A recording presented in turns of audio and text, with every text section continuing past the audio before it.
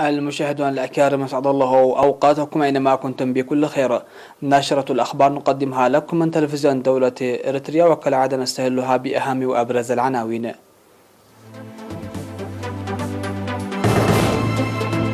إصابة 20 مواطن بفيروس كورونا اليوم. الذكرى 33 لعملية نادو إز وتحرير مدينة أفعبت.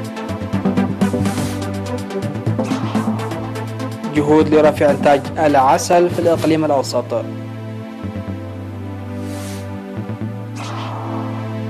كوريا الشمالية تتحدى الرئيس الأمريكي الجديد وتطلق صاروخين. بكين وموسكو تؤكدان على متانة علاقتهما وترفضان الاستهداف الغربي. وقتلى في تحطم طائرة عسكرية جنوبي غرب موسكو. أهلا بكم. نستهل النشرة بهذا الإعلام من وزارة الصحة. أكدت وزارة الصحة أن الفحوصات المخبرة التي أجريت اليوم 24 من مارس في مراكز العزل وعصام استقبال المرضى في أقاليم الكشبركة والأوسط وعنسبة وشمال البحر الأحمر والجنوبي أكدت إصابة 20 مواطن بفيروس كورونا، وكانت 7 إصابات بين الإصابات 20 في إقليم الكشبركة، 3 في علي قدر و2 في أديبرة و1 في قرمايكا، وكذلك إصابة واحدة في أم حجر، فيما كان 6 إصابات في العاصمة أسمر الإقليم الأوسط، 3 في مراكز العزل ومثلها في أعصام استقبال المرضى المراجعين للمستشفيات، و3 إصابات أيضا في مركز العزل بحاضرة إقليم عنسبة مدينة كرنة، وكذلك 3 في مراكز العزل بإقليم شمال البحر الأحمر، منها 2 في قرورة و1 في قندع، كما ظهرت إصابة واحدة في مدينة مندفر حاضرة الإقليم الجنوبي. في غضون ذلك شفيت 39 مصاب كانوا يتلقون الرعاية الصحية في المستشفيات، 21 منهم في الإقليم الأوسط و18 في إقليم القاش بركة. وبهذا بلغت عدد الإصابات بفيروس كورونا في البلاد حتى الآن 3183، شفي منها 2962 ووفاة 8، ولا يزال 213 مصاب يتلقى الرعاية الصحية في المستشفيات.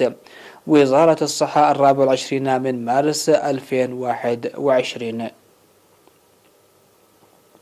تم الاحتفال بالذكرى 33 لعملية نادو إز الإعجازية وتحرير مدينة أفعبت في 19 من مارس بمراعاة التعليمات الصادرة لمكافحة كوفيد-19.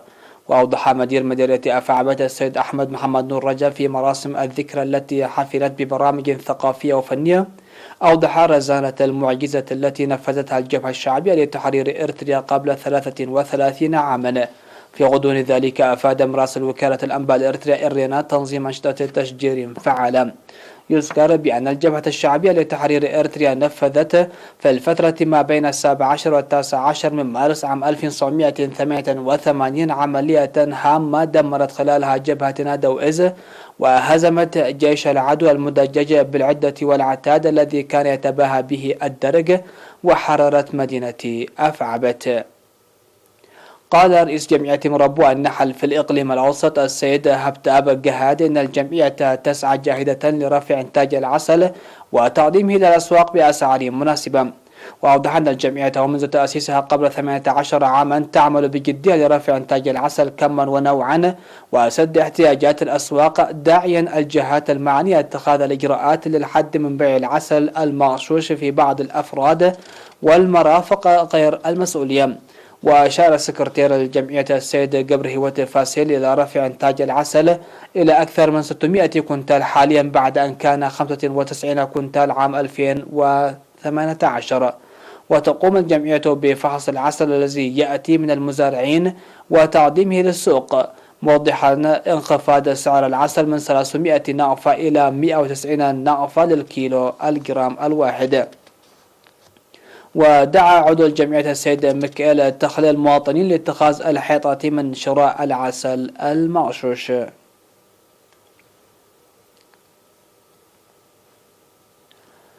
نظم مكتب وزارة الزراعة في مديرية غرداد دورة تدريبية بالتعاون مع وحدة تنمية الخضار والفاكهة في إقليم القشبركة تركزت حول إعداد الطعام من الموز وقدم في الدورة التدريبية توضيحا مسهبا حول مختلف أنواع الطعام التي يمكن إعدادها من الموز.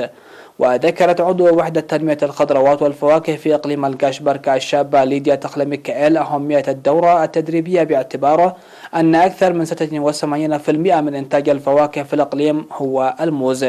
وأكد المشاركون في الدورة لتطبيقها من أجل إثراء مائدة الأسرة. من جانبه أوضح عضو جمعية أصحاب البساتين السيد الداويت الكيداني أن التدريب له أهمية كبيرة للمنتجين، داعيا التعريف بمحتوى الدورة عبر وسائل الإعلام والوسائل الأخرى. وقال مدير مديرية غردات السيد إسحاق طعومة أن المبادرة لها فوائد كبيرة للمجتمع، مؤكدا التعاون اللازم من جانبهم.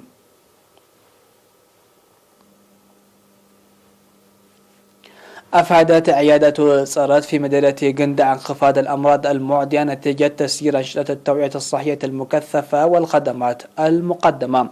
وأوضح مسؤول العيادة الممرض أحمد الحاج انخفاض الأمراض المعدية في الأطفال بنسبة أكثر من 70% وفي الكبار بنسبة 72%. وذكر أن العيادة تقدم الخدمات الصحية إلى جانب الضاحية لضاحيتي عقومبوسا وشيخ عمر. وتبعد صارت مسافة 8 كيلومترات إلى الجنوب الشرقي من مدينة جندع.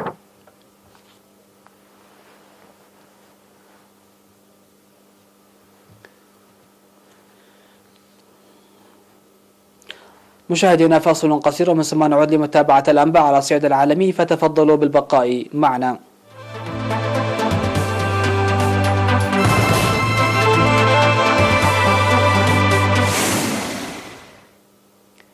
أهلا بكم. على الصعيد العالمي، أجرت كوريا الشمالية تجارب صاروخية بعد أيام فقط على قيام وزيري الدفاع والخارجية الأمريكيين لويد أونسون وأنتوني بلينكين بزيارة إلى سيول، على ما أعلن مسؤول أمريكي في أول تحدي على إدارة الرئيس جو بايدن. وأكد المسؤول إطلاق صاروخين اثنين بما يذكر بممارسات سابقة لبيونغ يانغ عبر استخدام تجاربها الصاروخية لاستفزاز واشنطن وسيول. وفي أول رد فعل من الرئيس الأمريكي، اعتبر جو بايدن أنه لا يعتبر عملية إطلاق بيونغ يانغ للصاروخين استفزازا، مؤكدا أن مسؤولي وزارة الدفاع في إدارته اعتبروه أمرا اعتياديا. ويأتي إطلاق الصاروخين بعد تحذيرات لأجهزة استخبارات من أن بيونغ يانغ قد تكون تستعد لمثل هذه الأفعال. وجاءت عمليات الإطلاق بعد أيام فقط من زيارة وزير الخارجية الأمريكي أنتوني بلينكين ووزير الدفاع لويد أوستن إلى اليابان وكوريا الجنوبية لمناقشة التحالف وقضايا الأمن في المنطقة، حيث ينظر إلى كوريا الشمالية المسلحة نوويا باعتبارها تشكل تهديدا مركزيا. أكدت الصين وروسيا على متانة العلاقة التي تربط بين البلدين اللذين يتعرضان لانتقادات شديدة وعقوبات غربية جديدة. وعرب وزير الخارجية الصيني وانغ بي ونظيره الروسي سيرجي لافروف في مؤتمر صحفي جمعهما في مدينة غويلين الصينية، أعربا عن رفضهما لعملية الاستهداف الغربي الذي تتعرض له بكين وموسكو. وشدد الرجلان على أن حكومتيهما تعملان على تعزيز التقدم على الصعيد العالمي في قضايا هامة كالتغير المناخي وجائحة فيروس كورونا. وكان وانغ يي ولافروف عقدا اجتماعا في مدينة ناننينغ جنوب الصين، حيث وجه الرجلان أصابع الاتهام إلى الولايات المتحدة بالتدخل في شؤون الدول الأخرى، وطالباها بالعودة إلى الاتفاق النووي الإيراني الذي ما برحت إدارة الرئيس جو بايدن تتعامل معه بحذر شديد، فيما تحتفظ موسكو وبكين بعلاقات وثيقة مع طهران. وعلى ضوء التوترات الأخيرة بين المعسكرين، سافر لافروف سريعا إلى الصين وانتقد من هناك سياسة العقوبات والتهديدات التي تنتهجها العواصم الغربية بحق موسكو وبكين. لقي طاقم من 3 أفراد حتفه في تحطم طائرة عسكرية روسية بسبب عطل فني خلال تفتيش قبل الإقلاع بحسب الجيش. وذكرت وزارة الدفاع أن الحادث وقع في قاعدة جوية في إقليم كالوغا على مسافة نحو 145 كيلومترا جنوب غرب موسكو. وأضافت أن طاقم الطائرة من طراز توم 22M3 وهي من قاذفات القنابل طويلة المدى كان يستعد لمهمة تدريب عندما أصاب عطل الطائرة ليتقذف بالطيارين خارجها.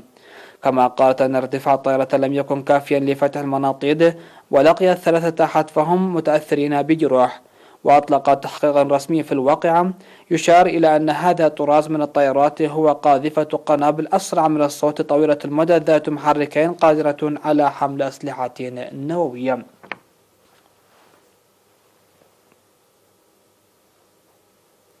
الخبر الأخير في هذه النشرة: بيعت لوحة لبانكسي تكرم العاملين بالصحة في بريطانيا خلال الجائحة بمبلغ 16.8 مليون جنيه استرليني حسب ما أعلنت دار مزادات كريستي.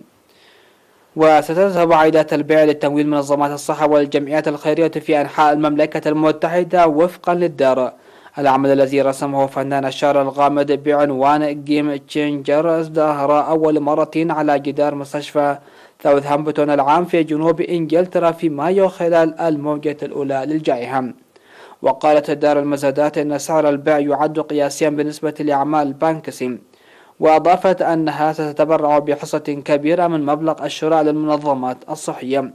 جاء البيع فيما وقفت بريطانيا دقيقة صمت حدادا بمناسبة مرور عام على إصدار رئيس الوزراء بوريس جونسون الأمر بأول إغلاق وطني تشهده البلاد.